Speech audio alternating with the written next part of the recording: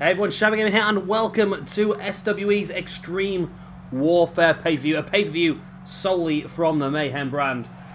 It's a bit weird, I just looking there, the fireworks, I've got no idea where half of them came from. This has come from thin air, but there you go.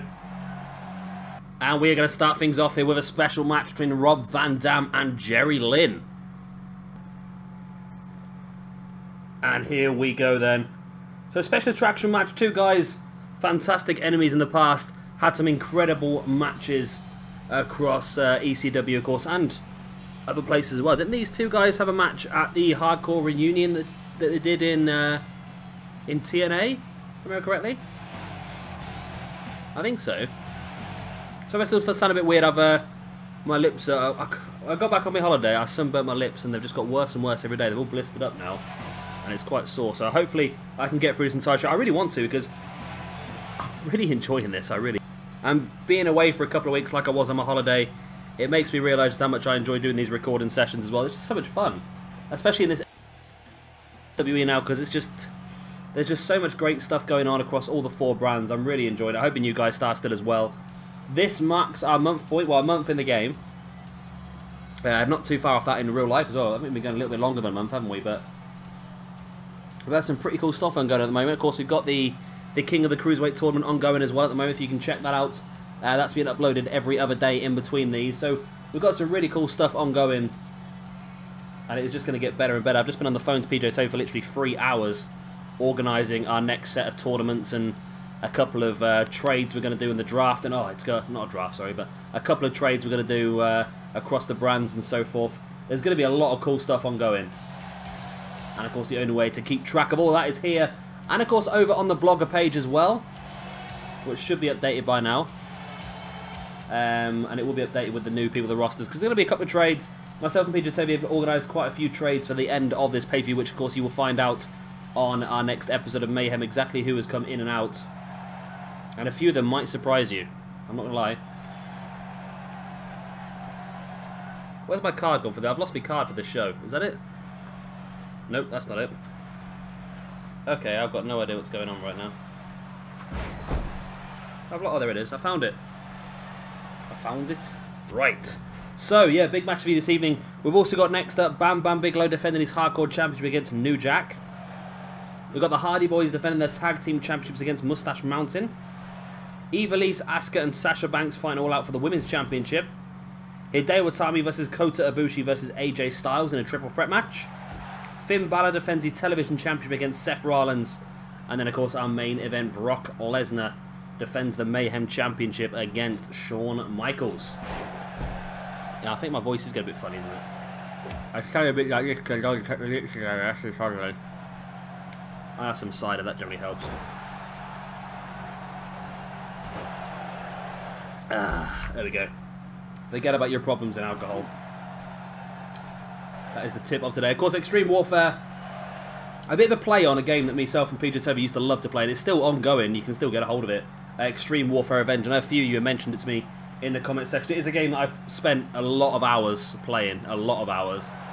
Potentially something we could look at maybe doing here on the channel. It's just quite a slow pace and quite a text-based game.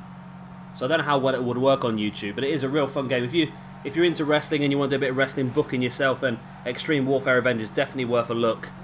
And yeah, that's the sort of the play on the name of this pay-per-view, really, that PJ Toby's put together. And it's a cracking pay-per-view. There's RVD. Oh, 5-star frog splash already. There's the pin. 1, 2. Oh, RVD. What a quick win that was for him. Wow. Well, RVD gets some nice early ranking points. I'm just surprised that match was so quick, to be honest.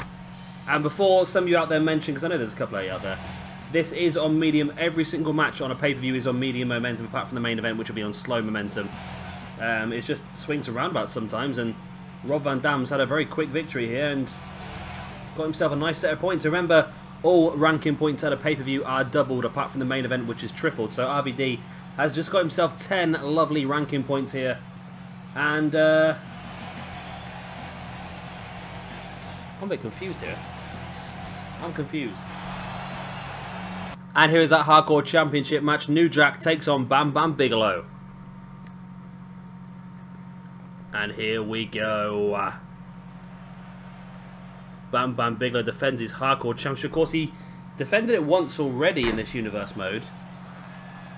Against somebody. I'm just getting my paperwork together now. He's already defended. No, he hasn't. No, I'll take it all back. I take it all back. This is Bam Bam's first championship defense in Season 2. I can't remember when he won the belt. I should look at the blogger, shouldn't I, really? The blogger has all the information for everybody to find. Let us have a look at the blogger. Bam Bam Bigelow won the Hardcore Championship in week number 3, month number 3. So, not quite the final pay-per-view, was it? So he's held it for quite some time now. How long did Season 1 go for? That's a good question. So Regal was the first Hardcore Champion, held it for 4 weeks. Then Bam Bam won it away. I'll have to have a look back on that one, but it looks like, yeah, Bam Bam's had that for quite some time now. At least 4 weeks. Maybe even more than that.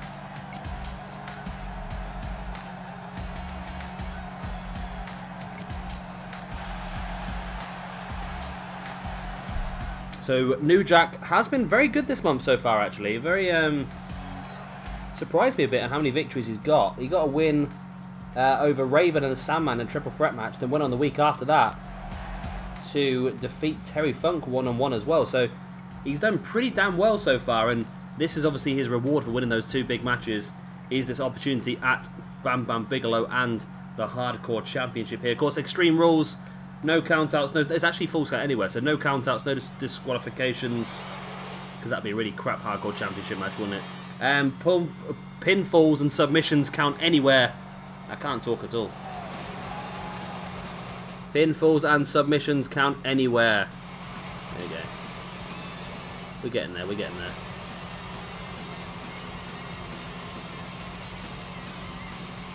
Oh, Fire Club Pro. Got to try and get a hold of this Fire Club Pro. That was a pretty cool game, wasn't it?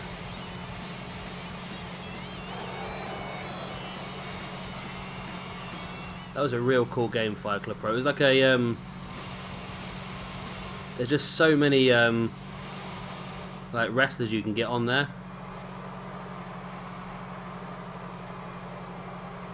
Really, really cool. Let's see if I can find it. Comes out in 11 days. Oh, is it out now, is it? I don't know. I don't know. That's what it's for, of course, the Hardcore Championship. New Jack gets his opportunity against Bam Bam Bigelow.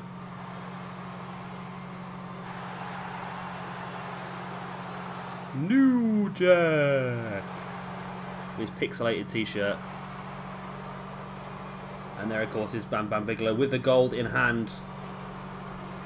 I quite like that Hardcore Championship, actually. It's probably one of the better ones I've made. I'm not too happy on some of the championships I've made.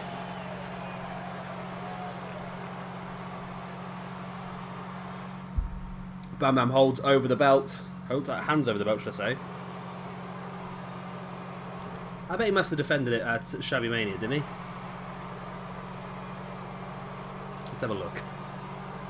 While they're doing all this junk, let's have a look at Season 1 of SWE.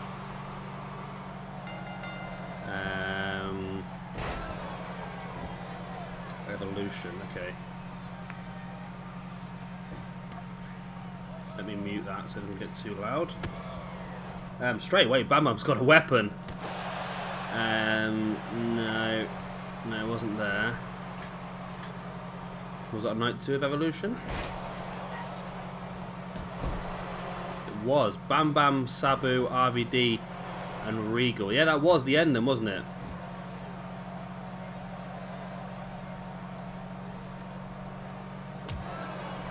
That's when Bam Bam won the belt. So Bam Bam won the belt.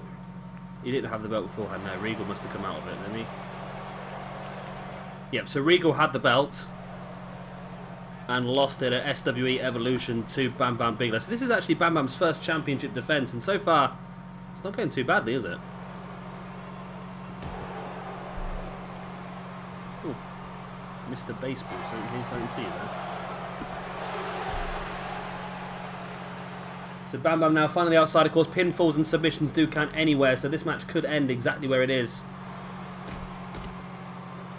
Bam Bam in firm control at this point in time. Both these guys, very strong competitors. Couldn't put it past them either of them winning this match, could you?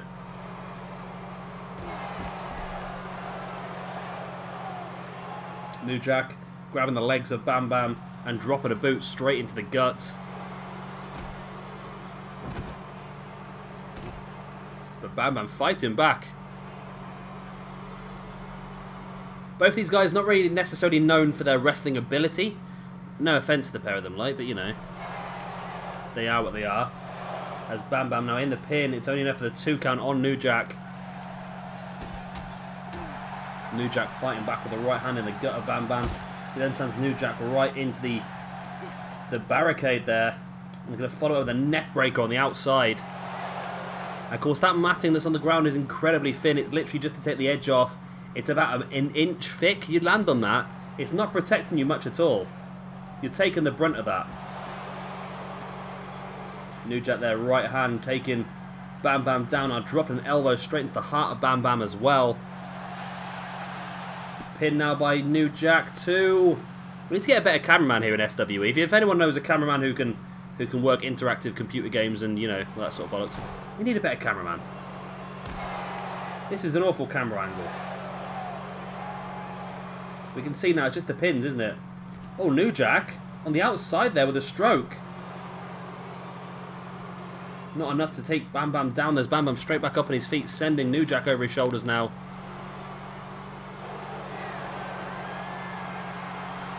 Bam Bam running. Oh, what a move that is. And that could be enough to finish off New Jack. Referees, for some reason, is getting further and further and further away from the action. He's going to be useless when a pinfall's made, isn't he? Bam Bam now bringing New Jack back up, and New Jack fighting back with the shoulder block. Now stalking Bam Bam. Could New Jack pull this one off? Could he pull it off? Oh my god, he's caught him. There's the pin. Come on, ref. Sort yourself out. Sort your life out. 1, 2. Only a 2 count. I'm blaming the referee on that one, you know. I am blaming the referee on that bad boy.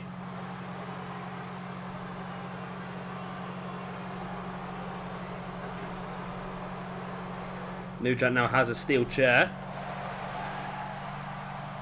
Maybe not the situation that that Bam Bam wants to be in with New Jack at a chair. It's not the most fun situation in the world, is it?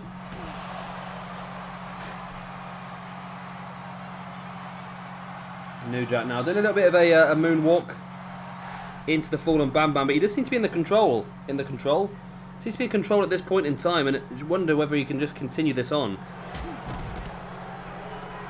If he just has that one more big move that could finish off Bam Bam Bigelow.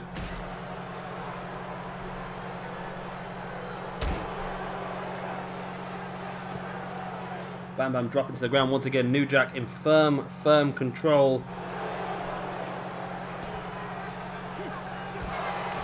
Oh, Bam Bam gets caught with a neck breaker now as well. New Jack bringing Bam Bam in, locking him into a submission. Not quite sure this is going to be enough though, is it?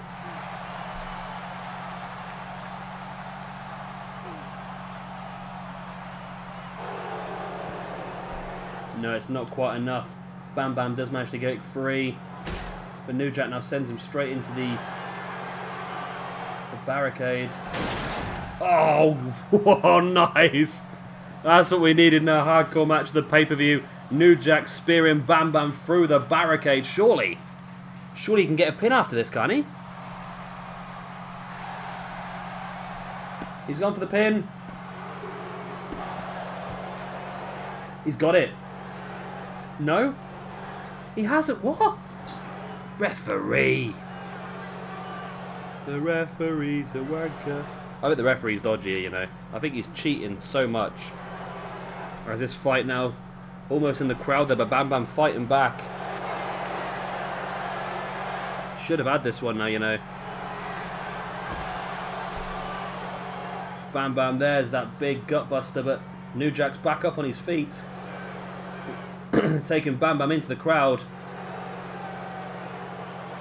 Now this is a proper hardcore match now. This is proper where ECW matches are supposed to go, and now SWE hardcore matches are making the same movements.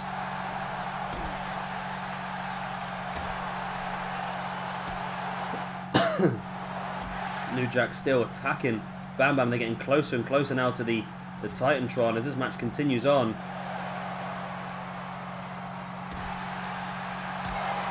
And now Bam Bam taking New Jack back. Such a random little thing this, isn't it? This whole back and forth punching system. It's just, it's a bit weird how it works. But now through. Bam Bam stamping on the back of New Jack. And a headbutt right to the face as well.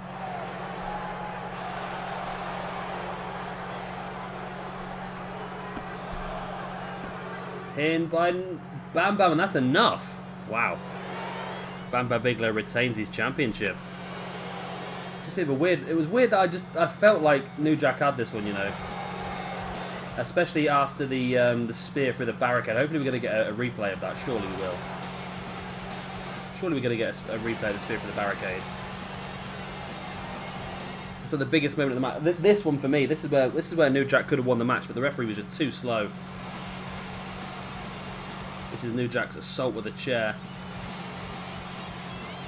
Followed in by randomly walking straight into a grounded man. But again, it was only enough for the 2 count. We don't get to see it. And then the headbutt, that's what did it. That big headbutt right to the forehead of New Jack. And you just got to think that potentially Bam Bam must have just knocked New Jack out there. It's the only logical explanation for him staying down. It was a bit of a shocker for me. I thought New Jack had this one won. Especially as the match went longer and longer. But there we go. Bam Bam Bigelow retains his hardcore championship. Lives to fight another day. Of course, the 24/7 rule is in place for the hardcore championship. So this guy could get attacked at any point in time and have to defend his belt. But he's proven here that he's not too worried. Here we go. It's Women's Championship time. Ivelisse and Sasha Banks challenge Asuka for the Mayhem Women's Championship. And here we go then. Oh, my leg's gone dead. I've been sat on it. Oh, that's horrible. It's horrible. So here we go. Making her way to the ring. The first challenger. Sasha Banks, former women's... No, I don't think she was. No, Ivelisse was the former women's champion, wasn't she? Sasha's had some opportunities though, hasn't she? A lot of opportunities.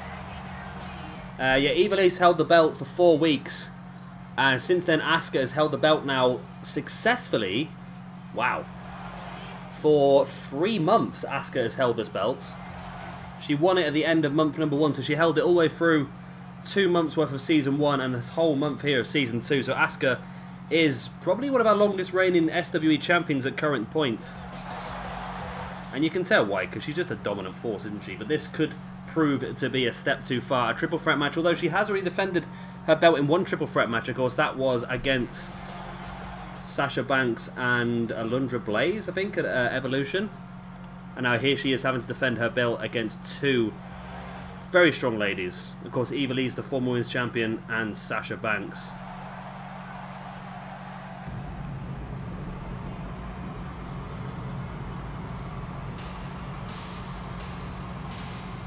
And here comes the second challenger. Making her way through the crowd. Puerto Rico. Is Puerto Rico? I think it is Puerto Rico, isn't it? Puerto Rico's own Ivelisse. One of my favourite women's wrestlers out there. And I'm annoyed that every time it comes to draft time, PJ Toby just seems to pick her up every single time. He's a master of picking up women, is PJ Toby. I always end up with the dregs.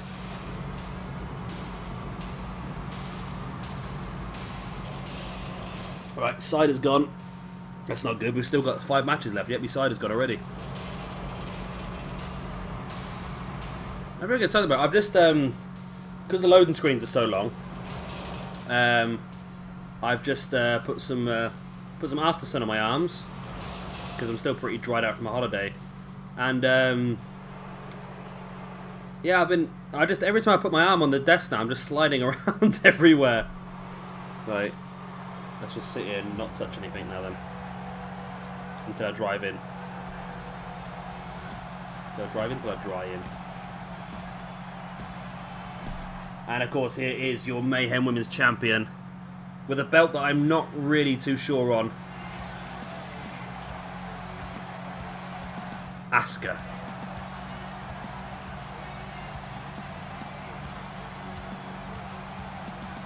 What a triumphant champion this lady has been, and really a dominant force for PJ Tovey, and it makes you wonder, doesn't it? It's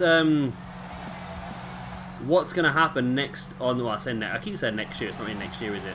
On 2K18, when that is released, the women that we're going to have on there, plus the ones that we can download as well, I think we're going to have a much bigger women's roster. I feel like, especially NXT-wise, we're going to end up with Peyton Royce, Billie Kay, I would hope, Ember Moon, Nikki Cross. So a much stronger women's division for us to play around with.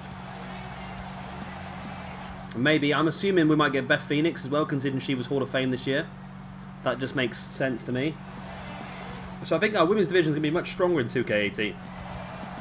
Because still at the moment,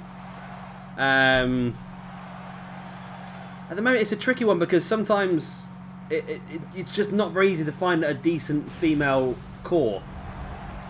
I'm not sure about that one, you know. I don't know. Let me know what you think in the comment section. If you don't like it, I'll redo it. As in everything. But that's what it's for. The SWE Women's Championship for Mayhem, of course.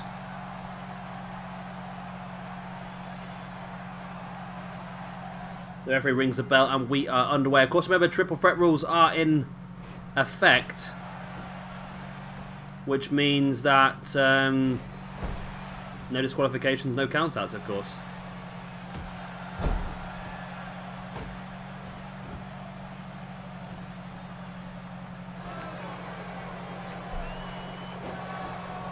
Ivelisse just sort of backing away and let the others just continue on with their fight and just picking a moment. And she didn't really pick the right moment there, did she?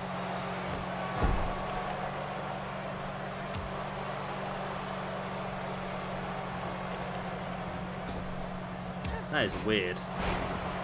That is very weird. I just realised that SoCal Val is selling a worn bathing suit on eBay. That's a little bit weird, isn't it? It says sent directly from Val herself, can be personalised upon request. I'm assuming when it says personalised within request, I'm assuming it doesn't mean like. Well, I'm trying to sort of say something without coming out as being a right little perv, but it just seems a bit weird. Selling a bikini, I wonder if she's washed it before she sold it, because there are some people out there that would buy that for that sole reason, and yeah, maybe she's doing that on purpose. Maybe she knows she'll probably get a higher bid. She said it for $100, so it's pretty expensive. That's a bit weird though, isn't it? Oh well, whatever floats your boat, I suppose. Whatever floats your boat. And I wonder what they're going to do with Asuka when they finally do bring her up to the main roster, which I'm assuming can't be too far away now. I don't think they're going to wait for another WrestleMania. I think potentially what they should do is what. Ooh, look at that. Ivelisse can be running through straight with a baseball bat. What they should do is what I've said before. They should have the Asuka forfeit the championship, and then crown a new women's champion based on the winner of the Mae Young Classic. I think that is exactly what they should do, and hopefully they listen to me, because I think that would be a really cool idea, and that allows Asuka to swoop up to the main roster without losing her winning streak, and it also allows somebody new to get a hold of that belt straight away. Although I don't think the likes of Ember Moon and Nikki Cross are going to be involved in the Mae Young Classic. I think it's going to be more of the up and comers. There are quite a few women that are signed with NXT already that are in that tournament, but I think it's probably going to end up being the likes of Evie is in there, Kimberly, quite a few others as well. Kairi Hoyo's in there as well. I'm looking forward to finding out when that's going to be airing. Actually, it'd be pretty cool to look at. Well, Asuka there with a backslide bomb. Now Asuka catching Sasha and asking firm control of this one, just slapping her posterior in the shade in the way of Sasha as Sasha slides out the ring, leaving just Asuka and Ivelisse in the ring now. A chance here for either Asuka or Ivelisse to go for the victory. Asuka getting in the back of Ivelisse. I thought she might have been going for the Asuka lot there, but no, goes for a Saito suplex, folding Ivelisse in half. Now there's the pin. Sasha's down the outside still though. 1, 2, only a 2 count. Ivelisse had just about enough to kick out, and in comes Sasha as Asuka catching Ivelisse in that head scissors. Sasha heads to the outside. We're going to get some more weaponry around here. It's a steel chair that Sasha's got a hold of. Dropping it on the ground, maybe looking to position it in a dangerous area, but oh, DDT there by Ivelisse on Asuka. Sasha now, oh, where's the neck breaker? Grabbing the legs of Ivelisse. This could be all, you know. 1, 2. Only a 2 count. Ivelisse fighting back now. That neck breaker, of course, one of Sasha Banks' signature maneuvers. And with the damage that Ivelisse had already taken, it wouldn't have been a surprise, would it at all? Sasha just forcing Ivelisse head first into the mat now. Goes the pin. 1. And Asuka's there to break it up straight away. I don't think it would have been enough to win the match anyway.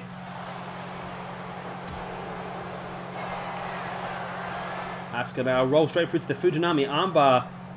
Ivelisse allowing it to be locked in for a split second just to let an initial bit of damage be done to Sasha Banks' clever maneuver. Snap suplex there by Ivelisse now on Asuka. Sasha has a steel chair, drops it again. Just avoiding the punches of Ivelisse now as Sasha locks in the Banks thing, but Ivelisse breaks it straight away. Asuka dragging Ivelisse middle of the ring. Taking the arm down, the drop in the double knees across the arm as well. Pin here by Asuka on Ivelisse. 1, 2. Still only a 2 count. What a cracking match it's been between these 3 ladies, actually. I'm very impressed so far. As Asuka now stalking Ivelisse. If she can lock in an Asuka lock here with Sasha on the outside, she might just have this one. 1. There we go. Asuka lock. Sasha stirring on the outside. She gets in the ring, but is Asuka going to tap? No. Oh my god, that was close. That was close. I'm pretty sure I saw Ivelisse's hand raised there to start tapping just before Sasha Banks came in and broke it up. Oh, look at this. Oh my god, look at that. Sasha Banks and Ivelisse working together. Double DDT on Asuka on that steel chair. Now Sasha catching Ivelisse straight into that neck breaker. Again. There's the pin. 1, 2. Oh my god. Only a 2. And Sasha now looking for a bow and arrow submission here on Ivelisse. But Asuka's back up in the ring. Asuka allowing the hold to be locked in for a split second. Again, like I said, just allowing a bit of extra damage to be done. Asuka sending Sasha into the corner. Takes her up high.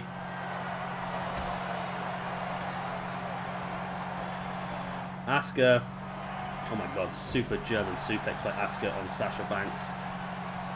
Super German, there's the pin, that could be enough. 1, 2, Ivelisse had just about got there to break that up.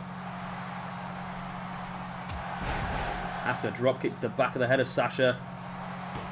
Now catching Ivelisse in that crucifix bomb. I need to reverse Dragon Sleeper on Ivelisse as well. Sasha's down. Sasha trying to crawl over. Ivelisse could tap here, you know. Sasha notices it now and breaks up the submission. Ivelisse is taking some damage here this evening. Oh, Sasha catches Asuka. There it is. The bank statement. Ivelisse is down. Sasha locking Asuka in the bank statement. She could win here. She does. Asuka has tapped out to Sasha Banks and the bank statement, and we have got a brand new Mayhem Women's Champion in Sasha Banks. Wow. So all 3 ladies now who are in this match have all been Mayhem Women's Champion. As I'm still falling off my desk. What a match. That was actually match of the night so far, quite easily, I think. Really good match. I think the whole pay-per-view so far has been pretty good, actually. A little bit disappointing in how fast the RVD Jerry Lynn match was, but apart from that, the hardcore match was just top quality. And now this triple threat was spot on as well. So some great action in this one. This was that pin earlier on when Sasha sent Ivelisse headfirst into the mat, but Asuka was there to break it up in time. This was the Fujinami armbar by Asuka. Ivelisse, you saw, backed into a corner, allowed it to happen for a split second, allowed the damage to be done on Sasha's arm, but of course it wasn't enough to keep Sasha down the long run. That was Asuka there, only getting a 2 count over Ivelisse. But here you see Ivelisse down, Sasha catching Asuka from behind, rolls her through into a bank statement. And Asuka had no choice. That far away from the rope, she had no choice but to tap out. Ivelisse was not coming to help. And there we go, brand new Mayhem Women's Champion. Champion!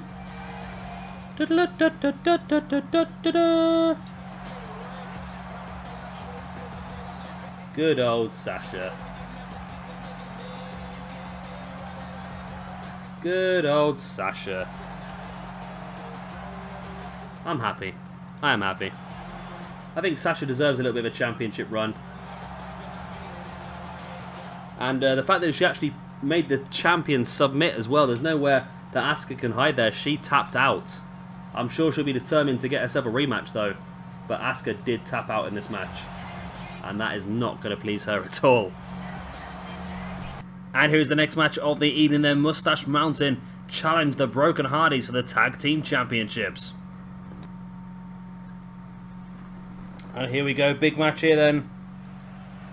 Can Moustache Mountain be the team to finally take the belts away from the Broken Hardys? It's been a bit of a struggle for most teams so far. Oh, there we go, I was a bit worried there, the screen was black there. A bit of a struggle for most teams so far. Of course, Edge and Christian lost an opportunity against the Broken Hardys. Added somebody else, I can't remember who else it was now. Somebody lost to them at SWE Evolution as well, I can't remember who it was now though, but yeah, nobody's had the opportunity to really take the Broken Hardys. Well, everyone's had the opportunity, no one's been able to do it. And Moustache Mountain hope to be that team that does. I like this arena, you know. I do like this arena. It's not very often I do like my arenas that I make, but this one I'm quite happy with. Of course, Tyler Bate there and Trent Seven. Hopefully 2 guys that will be on WWE 2K18.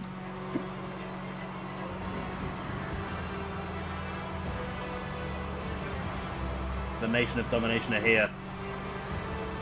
We are the Nation of Domination. So big match this one for Moustache Mountain. Very, very big match. Bigger than you can imagine. And here they go, they're taking on the Tag Team Champions. Of course, the Tag Team Champions, the Broken Hardys, they've literally been in SWE and within 2 weeks won the Tag Team Championship and held them ever since. There's only 2 weeks in the entirety of the existence of SWE when the Hardys were here that they did not hold these belts. So I'm still talking funny. I've just put some more cream on my sore lip. And it's making me talk really funny. I think it like numbs it, and I'm dribbling all sorts. I do apologise for what I sound like at the moment. So Matt and Jeff, I think they're potentially could be favourites again here. But you got to think Moustache Mountain's had a very successful month so far. They've had 2 tag team matches and won them both. So this is their 3rd tag team match in a row. They've got the momentum now. Hardys, of course, have had 1 win when they defeated the American Wolves a couple of weeks back. I can't believe it. I just read the news. I am recording this a couple of days ahead of time, but I've just read the news now. It's literally gone live 4 minutes ago on Twitter that Austin Aries has been released from WWE. What? Obviously, Austin Aries has asked for his release. The WWE have not released him on their own accord. He's obviously asked for his release, but it's because they used him as trash. And the thing is, we've had this discussion so many times now with the 205 Live episode that myself and PJ Toby did, with the whole King of the Cruiserweight tournament that's ongoing. I've mentioned it a few times. And it's about people that deserve more being stuck in the Cruiserweight picture. And they've not used the Cruiserweight picture very well. It has been a bit of a joke, and you can understand why Austin Aries is unhappy, and it makes you wonder whether others might follow suit, because WWE pulled off a right trick getting some of these indie guys. Some of these indie guys are absolutely fantastic, and to be treating the way they are with these dodgy 205 Live and these dodgy matches and so forth, it's a bit annoying for me. And it just proves that guys like Kota Ibushi and Xwe Jr. were right to stay exactly where they are. Otherwise, they would have ended up in the same situation. Look at Xwe Jr. and Kota Ibushi now. They're going to end up upper mid-card to main event in New Japan for the G1 Climax Festival, and that's where they should be. And the fact that WWE were pushing one of the best wrestlers in the world as Austin Aries as an opening match on... He got on the WrestleMania card, which is not too bad, but opening matches, dark matches, 205 Live, it's just not good enough. He deserved to be upper mid-card at least in WWE, and he could have been. And it must be frustrating for someone like Austin Aries to be there. And I've not been harsh to Jinder Mahal. I think he deserves what he's got at the moment. But when you look at what Austin Aries has done in his career, he deserves it a hell of a lot more. And I'm just disappointed, I really am. But there you go. Poo happens. Pin there now by Hardy. Only one count. Pretty early to go for a pin nonetheless. I've got a real headache. It's too hot in here. It's too bloody hot. German suplex there by Trent Seven on Matt Hardy. Now Trent comes across and makes the tag in to his tag team partner, of course, Tyler Bate. Bate now taking Matt up into a snap suplex. Stamping on the face of Matt Hardy as well. Tyler Bate runs across, knee to the side of the face. Tyler really showing some aggression here against Matt Hardy. He knows that he wants to hold gold here. Moustache Mountain yet to hold gold, I believe. I don't think they've held gold so far. And I've not had them yet. PJ Toby's had them in both drafts, and I was a bit annoyed at myself I missed them on this one, because they really would have matched my Octane roster fantastically because of obviously both being European as well. And obviously I've got Pete Dunne, so I've got British strong style potential, but yeah, it's a bit disappointing him. Jeff now in the ring, sending Tyler Bate across and catches him in the Hurricanrana. And the Hardys proving here why they are tag team champions, and hopefully all four of these guys will be on 2K18. I'm pretty sure the Hardy Boys will. I don't think they were too late. I think normally the cutoff is WrestleMania, and they debuted at WrestleMania, so hopefully they would have been scanned. And surely 2K know how important it is to get them scanned straight away. Moustache Mountain, I'm assuming both members were going to be part of the game as some sort of UK aspect of it. Whether they're going to be from the beginning or whether we're going to see them as DLC, I'm still leaning towards potentially being DLC. Not because I want them to be, I just feel that it's the way that DLC works now, isn't it? Gaming companies realise they can rip you off by adding extra stuff for money. And that's how DLC was born, and they hold things back now purposely to do so, and I'm hoping that they don't do it on this. If we can get Tyler Bate and Trent Seven from the beginning of the game, that'd be fantastic. If you want to give us DLC, I've got no problem with that, but make it different stuff. I think everybody who's wrestling for WWE now should be on the actual game. If you want to give us DLC, like an Attitude Era pack where we can buy certain people, I'm fine with that. But I feel like we should have everyone who's on the roster now should be in the game. Matt Hardy there comes across and breaks it up. He had to, I think. I don't know if Jeff was going to kick out or not. As Tyler Bate heading back up top. Again, an elbow drop on Jeff Hardy. In comes Trent Seven into the mix. There's the pin once again. 1, 2, and again Matt breaking it up. I don't think Matt did actually get there in time, but Jeff did kick out. And Moustache Mountain doing fantastically well here. Jeff's been busted open as well. Trent up top, and it seems like Trent and Bate really going a lot of high-risk manoeuvres in this one, which is a bit of a shocker. I don't know why they're going for that. I would have thought the Hardy Boys would be the more high-risk manoeuvre ones in this match. Jeff Hardy now tripping Trent Seven over. Brings him back up to his feet. There's a clothesline followed up by another. It's a forearm to the face. Into a sling blade. Jeff now bringing Trent Seven up. Into the corner he goes. Whisper in the wind.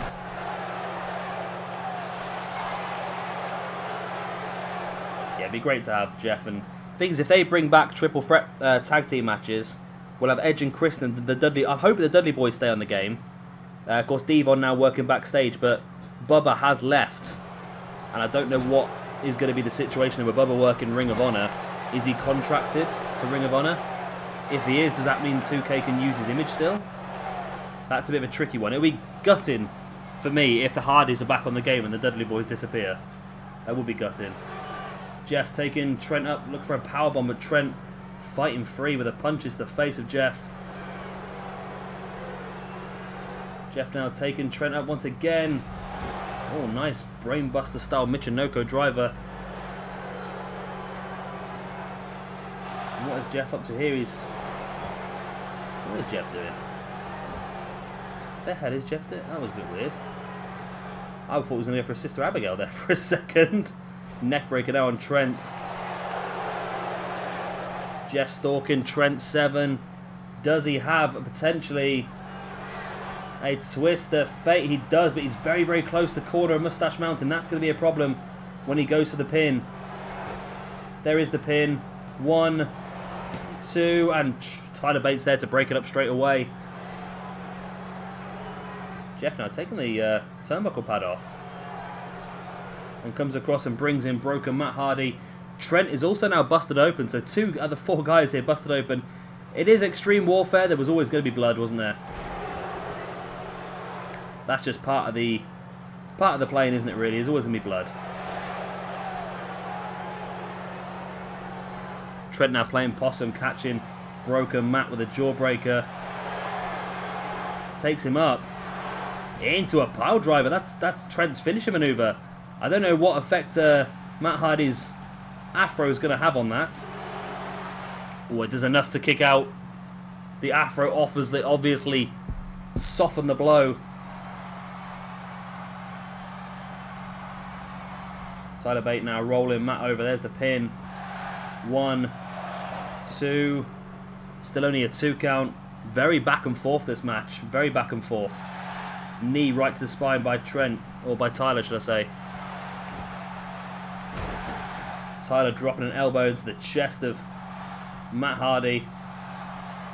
And now dropping a knee across the chest as well.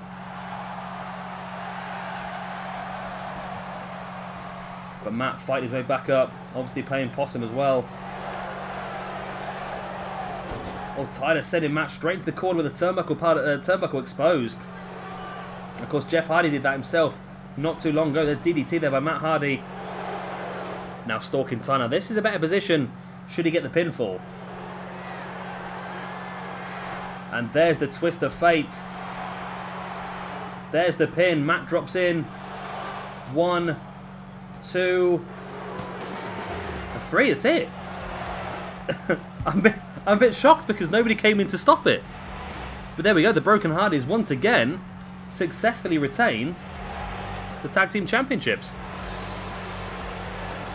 Ain't no stopping them now, is there? There's a well-fought match here by Moustache Mountain, but again, just another team who can't seem to take the belts away from the Hardys. They seem to be indestructible, these Hardys.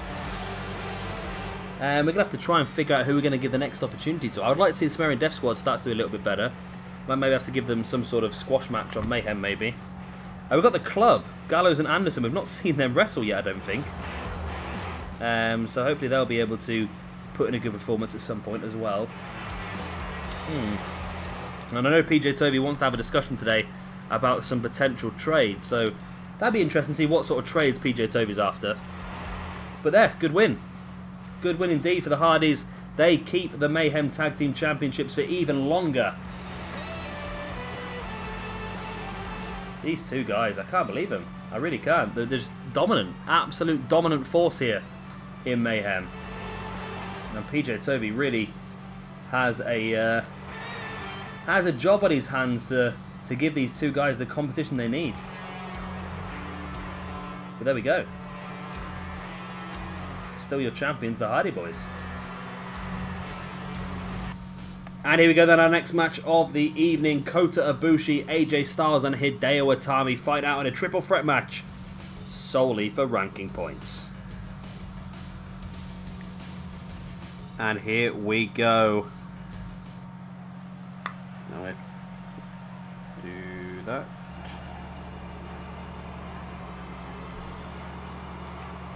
AJ Styles, Kota Ibushi and Hideo Itami all collide. Three of the best in the world. It's gonna be good.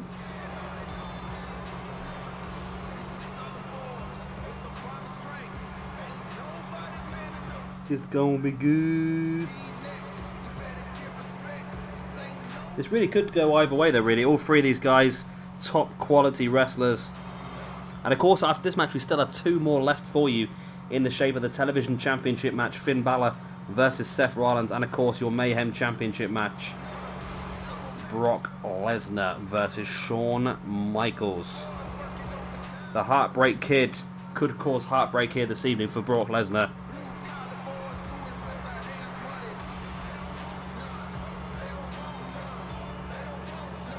AJ Styles in the first man to enter the ring.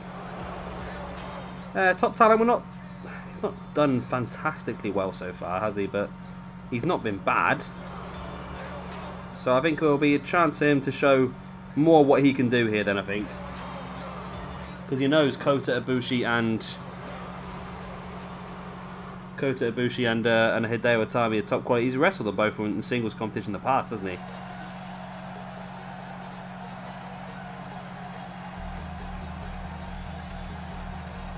And here comes Kota Ibushi, of course, currently part of the King of the Cruiserweight tournament as well. If you've not seen that, it is running on this playlist, and it has its own separate playlist as well.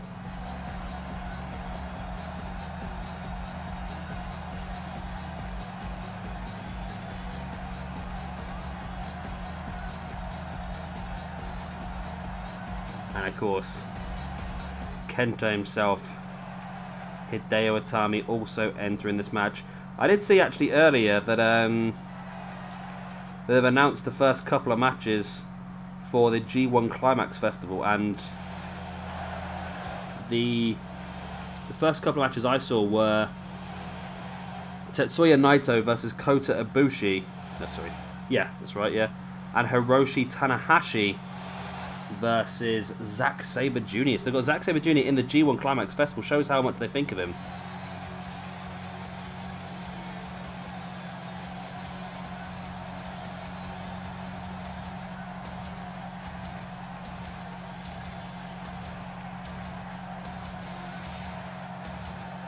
I'm really looking forward to this. Of course, Hideo Itami also part of the Cruiserweight tournament. I think we've gone through all the first round matches now. We're on to the quarterfinals, and then of course we are going to finish that Cruiserweight tournament with a special 7-match pay-per-view, culminating in the final of the tournament, of course, which is going to be a triple threat match, which I already know the participants, since I've already recorded most of it.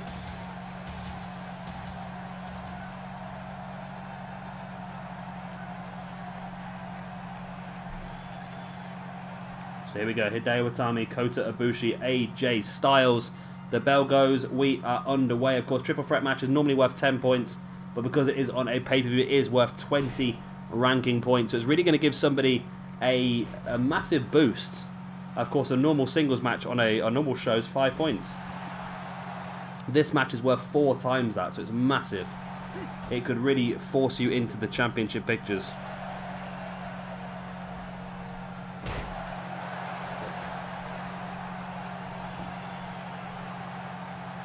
Hideo there almost got caught out by AJ Styles. Hideo was up in the middle rope taunting.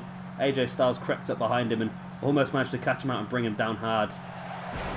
Big German suplex there by AJ Styles on Finn Balor, on Hideo Itami. These guys will be hoping to get their hands on Finn Balor soon, but just try to say stuff without saying stuff.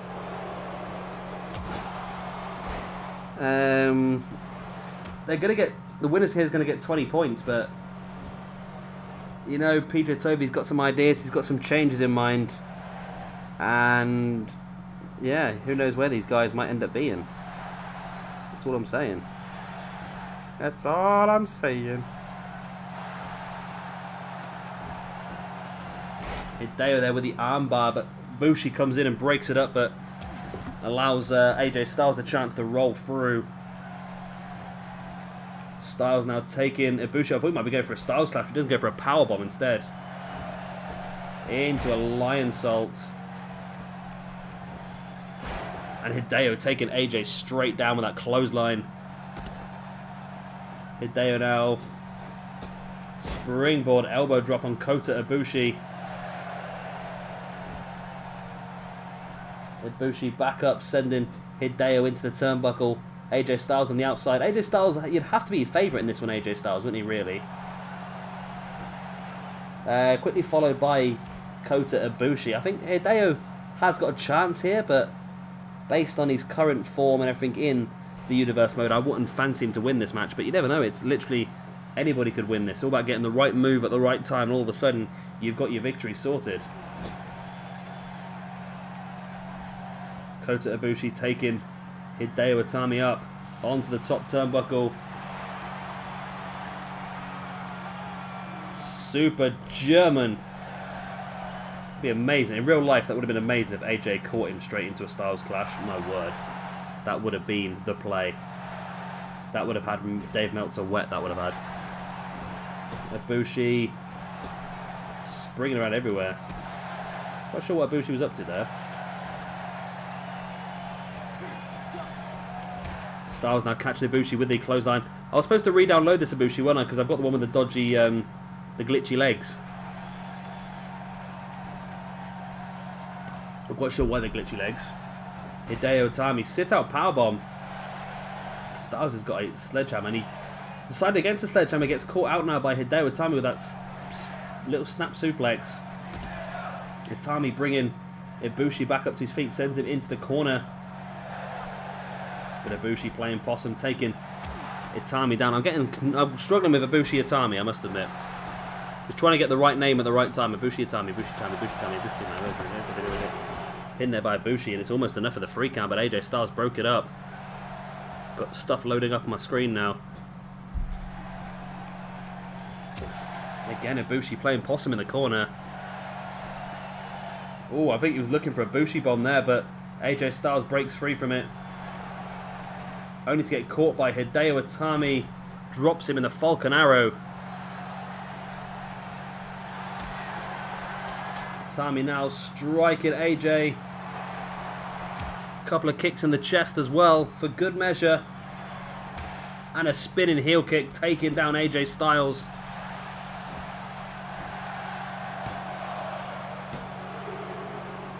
Oh my god, that was close to a free. Hideo Itami almost had this one won. That would have been a hell of a sign in that one, wouldn't it? Another signing? A hell of a win that would have been for Hideo Itami. As Ibushi looking again, this time for another Ibushi bomb. This time Hideo Itami breaking free.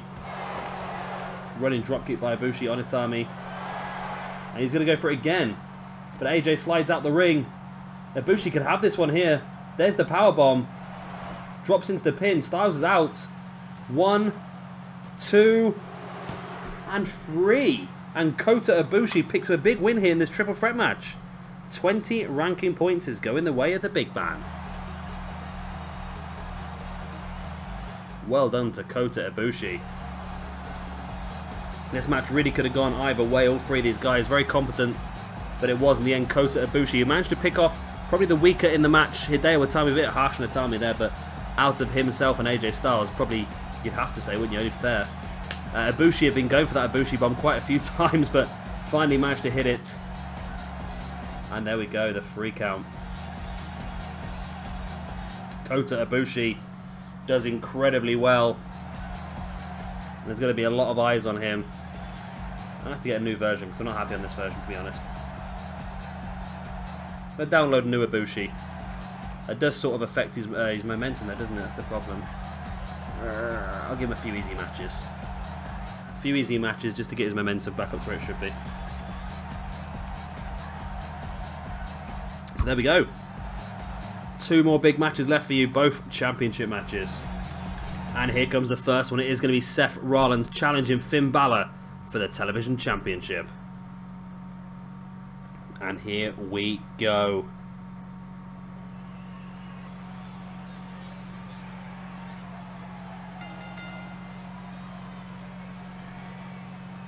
The following match is scheduled for one fall. It is for the SWE Mayhem Television Championship. Introducing first, the challenger from... oh god. I know this one.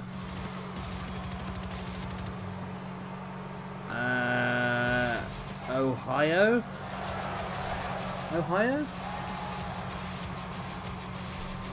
I'm sure it's Ohio, isn't it? Something Ohio. Oh, that's going to annoy me now, isn't it? Iowa. It's from Iowa, not Ohio. That was close. From Buffalo, Iowa, Seth Rollins. So Seth had a couple of matches. He defeated Johnny Mundo last week. But apart from that, we're not seeing a lot of him, have we, really? But now he gets an opportunity here to fight Finn Balor for the television championship, which is not going to be easy at all. Finn Balor, of course, held that belt for a while himself now. I'm going to check the blogger page once again. Of course, the place where you can find out all the details should you want to know them. Finn won the belt at the end of month number 2 of Season 1. So he's had the belt for 1 month, 2 months. He's had the belt now for 2 months. He defeated Daniel Bryan for it, didn't he? Because Booker T held it first and lost it to Daniel Bryan. Then Balor defeated Bryan, then defended the belt against Bryan at the pay-per-view as well. So it's a good little run here for Finn Balor, who, of course, as you can tell, since it's a pay-per-view, is rocking his demon attire. But not only that, it's a championship entrance. Well, you know what that means. You know what that means. It's time for Chainsaw Charlie. Here he is, Finn Balor with his chainsaw. It's interesting. I like the chainsaw entrance. I think it's cool. I think it's a pretty interesting entrance. But the problem is that doesn't make much sense for me. Is that it was a one-off entrance that he did on a one-off pay-per-view, and it just seems a bit odd to fix this as. I mean, you can change. You can have his championship entrance as anything, but this one's the best one, I suppose, because it does involve his championship. He actually acknowledges the belt rather than just being stuck around his waist and glitching through his body. This is probably the best one, but it doesn't bother me, I must admit, it doesn't bother me. But I know some other people have sort of brought up the point where he's only ever used this entrance once, why would it be his fixed championship entrance? But yeah, I don't mind it so much, but I can understand why people are moaning about it. But there it is, at the television championship, a new belt. Let me know what you think in the comment section as always. Not one that I've made, as you can probably tell. It's one that I have downloaded. It's okay. I like it, to be honest, but there you go. We'll see how it pans out. That's Finn Balor looking to make his entrance into the ring. Slowest entrance on the game. Himself and of course, The Undertaker. 2 of the slowest. 2 of the slowest. God, I'm bloody hot still. It's fucking midnight and I'm still boiling. Absolutely boiling. So Finn grabs a hold of his belt, the belt that Seth Rollins is desperate to take away from him. Seth, I don't think Seth's held gold yet in this universe mode. Or has he? He had an opportunity at the Mayhem Championship, didn't he? But the Mayhem Championship sort of went back and forth, didn't it? The Mayhem Championship, well, this is Lesnar's chance to be the first person to successfully retain the Mayhem Championship. No one's done it yet here, of course, this evening. CM Punk, Samoa Joe, CM Punk, Brock Lesnar. But so no one, I don't think Seth's held another belt yet. So this is his first chance to get gold in this universe. And he'll be desperate to do so. He'll be desperate to do so. So there it is. There's the new belt. Do you like it? Yeah. It's not bad, is it? Not bad. Doesn't look as... The textures are a bit flat, aren't they? But apart from that, it's pretty good.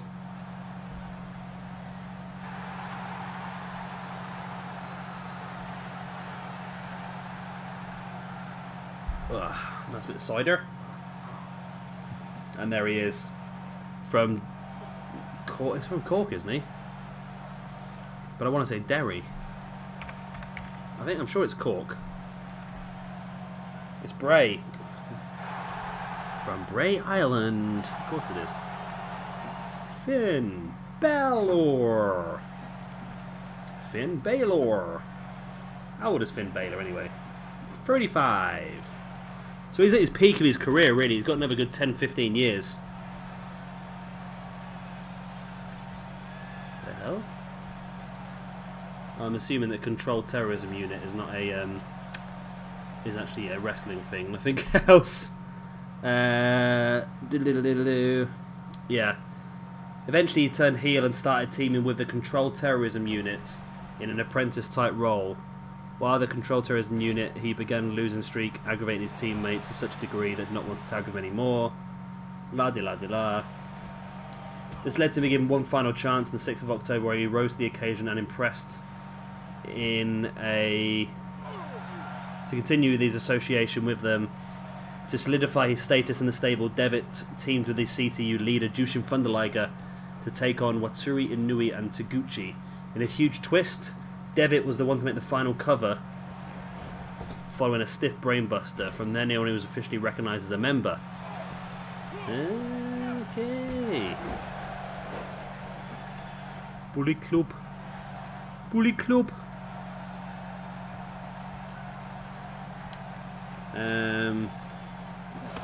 Devitt first defeated Kenny Omega in the Best of the Super Juniors in 2013. Shows that Omega's been knocking around that for quite some time, that company, and he was finally given... I was so happy. That was one of the best things of the year last year. It's like everyone was so hyped to see AJ Styles and the club come to... and Shinsuke Nakamura come to WWE. I was as well. But when I found out that Kenny Omega was going to be one of the top men in Bullet Club and New Japan, that for me was incredible. That was... I've been watching him for so many years in different companies, and to see him actually get that opportunity that he so deserves was fantastic in my opinion.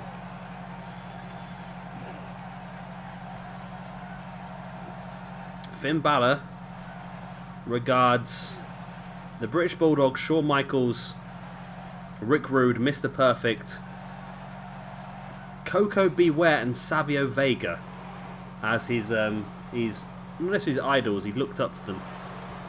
That's weird, isn't it? Whoever looks up to Savio Vega. There you go. It is what it is, I suppose, isn't it? Tis what it is. Right, enough Wikipedia for one day. Too much Wikipedia is bad for you, isn't it? So, of course, this is an Extreme Rules match as well, so no countouts, no disqualifications, but pinfalls and submissions must take place inside the ring.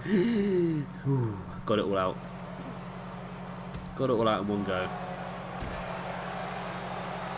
At the moment, Finn Balor is in firm control of this match.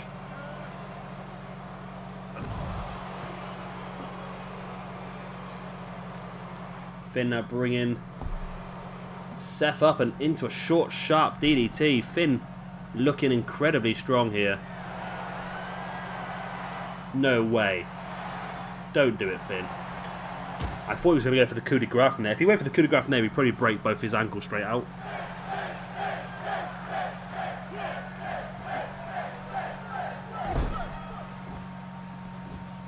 Finn now back in the ring with Seth. And you've got to think the amount of damage he's done on the outside. Can't be much left to Seth, but Seth fighting back. Now I'm pretty sure, if my memory serves me right, I'm pretty sure I did change Seth's finishing maneuvers. Oh, kendo stick right to the head of Finn Balor. Then Seth getting rid of the evidence. The last thing you want to do is drop your kendo stick in the ring and allow your opponent in a few minutes' time to pick it up and use it against you. That's a bad idea, which is why it's a clever idea to throw it straight to the outside as soon as you've done what you need to do with it. Seth hops over the top.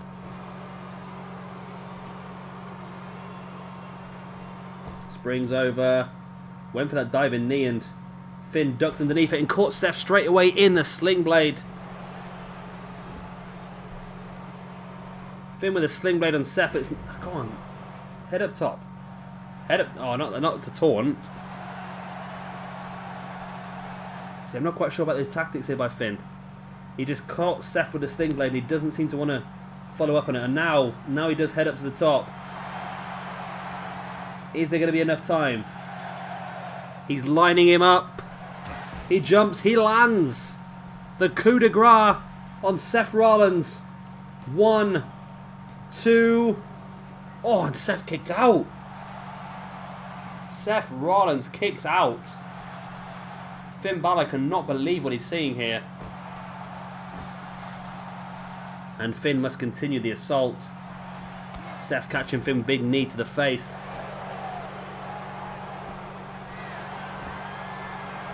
And Seth, super kick to the kneeling Finn Balor. Wow, that was vicious, that was. Real vicious as Seth heads back outside. Looking for a little bit of an equalizer here in this match by the looks of it. And he has a sledgehammer. Maybe a shout out there to Triple H, his former mentor. Uses the weapon well now. Seth's up on the corner, taunting the crowd as well. Again, it just seems a bit weird, the timing of some of these.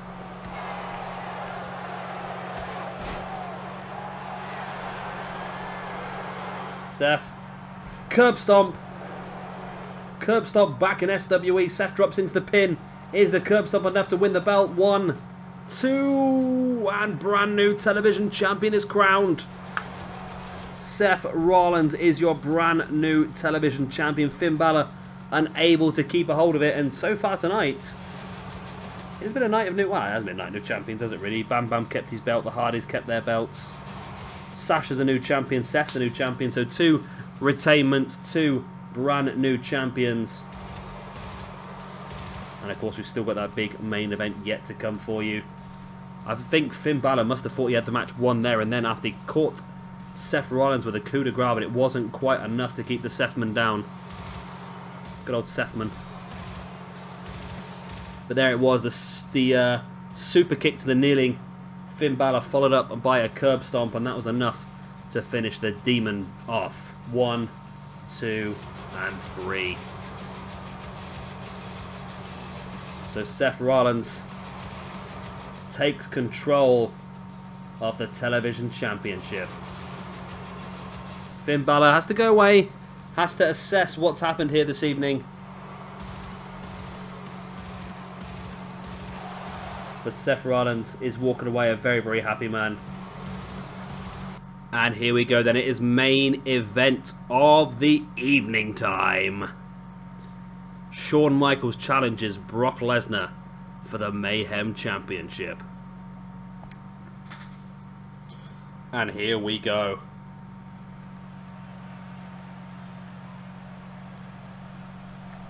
We've seen 2 belts change hands here this evening already. Are we going to see a third? A third. Seen 2 belts change hands here this evening. Are we going to see a third?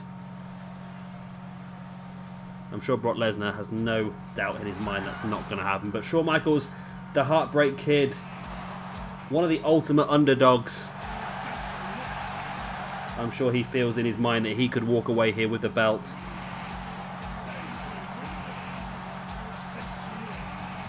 Of course, Shawn Michaels won this opportunity when he defeated AJ Styles a few weeks back in the main event of our very first episode of Mayhem in Season 2. And now he finally gets his reward for that. And since then, he's also had a match against Savage only a few days ago as well and won that. So Michaels in hot vein of form, 2 wins from 2 matches, 2 main event. I think he's the only person to have 2 main events, isn't he? Yeah, the only person to have appeared in 2 main events is... Can have 3 main events out of the first 5 shows of Mayhem, which is pretty insane. It shows how much PJ Toby rates this man. And this is the first time we are going to see Brock Lesnar in Season 2 of SW, just like real life. He turns up when he feels like it. He turns up when he feels like. He turns up when he feels like. So of course it's not just going to be the Lesnar of Brock coming to the ring. He's also bringing his little friend, old Walrus Face. There he is. Paul Heyman flanking the current Mayhem heavyweight champion Brock Lesnar. Lesnar won the belt by defeating Samoa Joe. Samoa Joe? Yes. No. Defeating CM Punk. Because of course Punk won the belt originally against Samoa Joe in the opening episode of Season 1. Joe then won the belt 4 weeks later at the pay-per-view Beginnings. Punk then won the belt back in a fatal 4-way, which involved Punk, Joe, Cesaro, and someone else, AJ Styles. And then Brock Lesnar defeated The Undertaker at the same pay-per-view to earn the #1 contendership, where he defeated CM Punk at the SWE Evolution pay-per-view to become your Mayhem champion. Now here he is, looking to become the first man in history to successfully retain the Mayhem Championship. No one's done it so far. Everybody's lost it exactly after 4 weeks. Can Lesnar do it? If anybody can, I'm sure Lesnar can. But Shawn Michaels is a real force to be reckoned with himself. A lot more pacier than some of the other people that Brock Lesnar might be used to fighting against. A lot of experience in the camp of Shawn Michaels as well. It's really going to be a tricky one for both guys. I really can't call this one. Really can't call it. And look at Lesnar just staring down Shawn Michaels. Lesnar looks like he can't wait to tear into the Heartbreak Kid.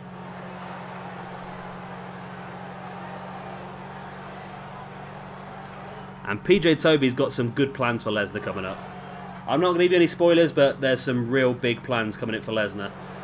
It is going to be really interesting. It's going to be really... We're going to find out some stuff on your next episode of Mayhem, of course, in a few days' time. Be sure to keep an eye out for that. There's going to be some interesting developments, to say the least, within the Mayhem roster. Just say PJ Toby's got a couple of trains lined up. Straight away, that's one on the suplex scale. Straight into a camel clutch as well. It'd be interesting if Lesnar was to get himself like a submission that worked on the back. Well, the amount of suplex he hits, it could really be effective for him, couldn't it? Shawn Michaels now vertical suplex on Brock Lesnar. There's the pin. One. No, not even a 1 count. Lesnar kicks out before the referee even gets to counter 1. But Lesnar, after dominating the early couple of seconds, now struggling here with Shawn Michaels. But that's the way Lesnar works, really. I think everyone always comes out all guns blazing and can sometimes get the control of the match early on, but Lesnar always comes back to laugh last. Of course, the phrase is he who laughs last laughs loudest. That's a bit of a tongue twister, that one, boy. He who laughs last loudest. And Lesnar looking to have a bit of a giggle himself here. Snapmare now locks in the heads on Shawn Michaels.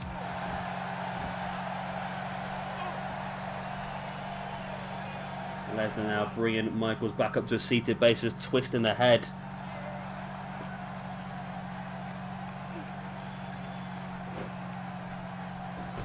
So I'm just checking my schedule, make sure I've got everything I need to record up for tomorrow, because it's a bit later than what I expected. Lesnar ducking through on Michaels then, but Lesnar now catching Michaels, takes him back into a back suplex. That counts. We'll count that towards the suplexes. I've lost count already. Is that 2 or have I missed one? I feel like it could be 2. I might have missed one though. Lesnar elbow to the gut, into a belly-to-belly suplex. That's 3. Now just twisting the head of Shawn Michaels. Of course, Michaels has had problems with his back and his neck in the past. All these suplexes are not going to help him out whatsoever. As Lesnar now just having a bit of fun now in the background by the looks of it.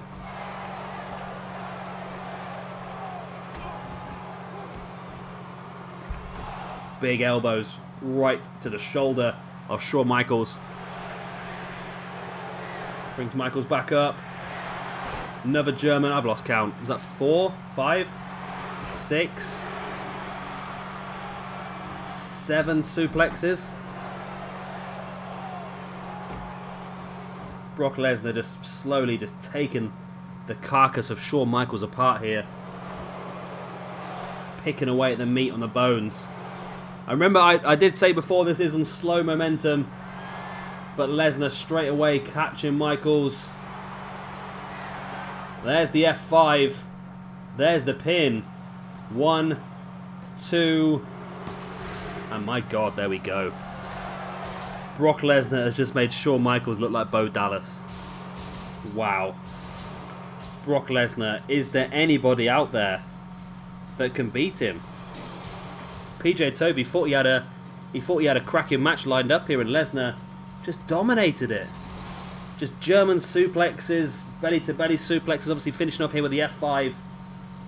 It just stuns me. It really does. How easy Brock Lesnar just finds some of these opponents. There we go. I'm a little bit speechless still, I must admit. So Brock Lesnar successfully retains the Mayhem Championship, the first person ever to do so, and it makes you wonder whether anyone's ever going to get it back off of him, doesn't it really? Paul Heyman knows his client's done well here. Brock Lesnar, what a man. What a man.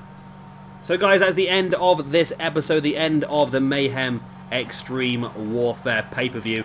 I hope you have enjoyed it. Of course, if you have, slap the like button, and of course subscribe if you want to see some more as well. We'll be back in a couple of days' time. We're back tomorrow actually for some more of the King of the Cruiserweight tournament, but in a couple of days' time we're back for our next episode of Mayhem, and you're not going to want to miss that because we've got some massive announcements coming your way regarding some trades within SWE, so you're not going to want to miss it. Yeah, I've said everything, I don't know. So I've had too many ciders. I don't know what's going on anymore. I really haven't got a clue. It's past 12 o'clock on a work night and I've had too many ciders. I'm just going to say goodbye. I've been Shabby Gamer, thank you very much for watching, and I'll see you all very, very soon for some more SWE. Bye! I'm ashamed, the one to do.